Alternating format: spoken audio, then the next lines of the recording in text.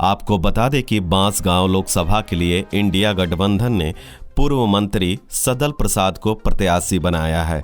सदल प्रसाद ने कहा कि संसदीय क्षेत्र बांसगांव लोगों के साथ ही पूरे पूर्वांचल के लोगों को यह संदेश देना चाहता हूं कि इंडिया गठबंधन किन परिस्थितियों में बना है, किसके लिए बना है। यह देश के लिए, देश में अमन के लिए, खुशहाली के लिए, समरसता के लिए, आपस में भाईचारा, जब इन सभी चीज़ों के लिए खतरा नज़र आ रहा है तो ऐसी परिस्थितियों में चोटी के नेताओं को, जिन्हें इस देश की चिंता है, जिन्हें इस देश में रहने वाले लोगों की चिंता है, काफ़ी त्याग और तपस्या के बाद, काफ़ी कुर्बानियों के बाद इस मुल्क को 90 सालों के संघर्ष के द्वारा आज़ाद कराया गया था। आज़ादी के बाद जिस सपने को इस देश के लोग देखा करते थे, जो रोटी की समस्या है, कपड़े की समस्या है, मकान की समस्या है, स्वास्थ्य की समस्या है, पानी, बिजली, सड़क की समस्या है और साथ ही साथ दुनिया के देशों में अपनी पहचान की समस्या है,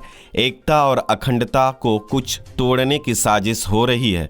हमारे आपके बीच में जो समरसता और बंधुत्व था, उसे खत्म करने का प्रयास किया जा रहा है।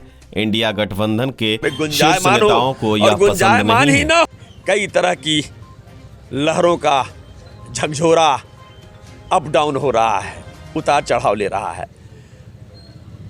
उसको अब सदल प्रसाद को नहीं, बल्कि पूरे देश के कोने कोने के लोगों को अब ये शक हो रहा है कि नेता मुझे सही रास्ते पर न ले जा करके मुझे गलत रास्ते पर ले जाना चाह रही है।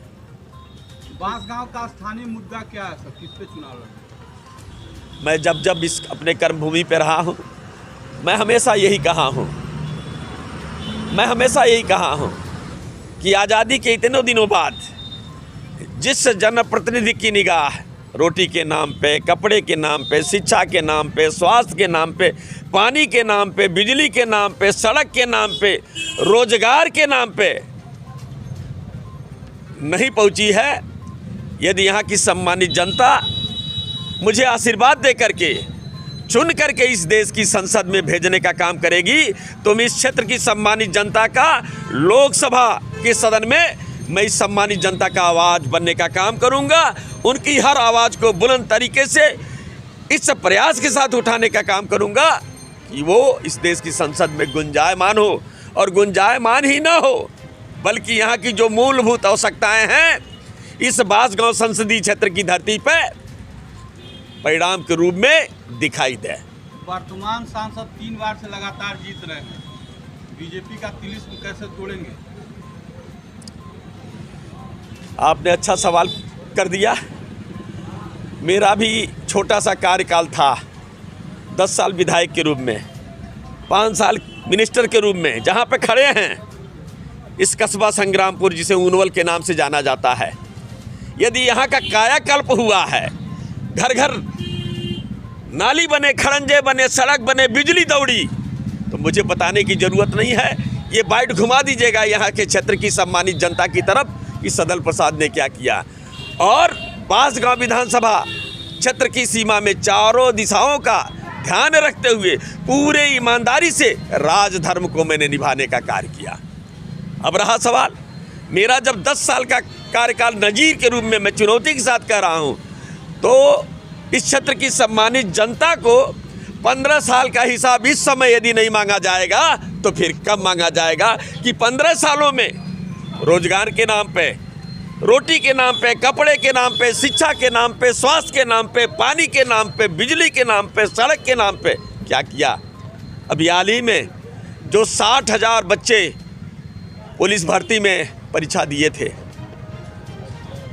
परीक्षा लीक कर गई, 50,000 लीक हो गई, 50 लाख परीक्षा जो है वो लीक हो गई। ये मात्र यही नहीं, इस तरह से परीक्षा लीक होने का सिलसिला 1 नहीं, 2 नहीं, 3 नहीं, 4 नहीं, 5 नहीं, बल्कि दर्जनों के आसपास परीक्षा लीक हुई है। ये लीक प्रायोजित तरीके से कि परीक्षा लीक हो जाएगी, परीक्षा के नाम पे हमको नौकरी नहीं देना पड़ेगा। और ये क्यों किया जा रहा है?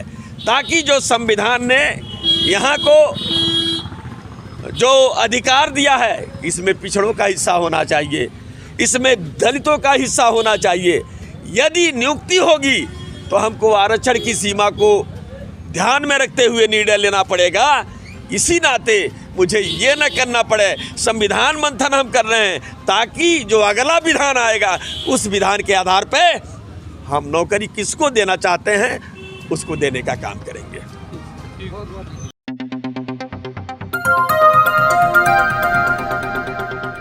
बजाओ जरा झूम के बजाओ, बजाओ बजाओ जरा झूम के बजाओ।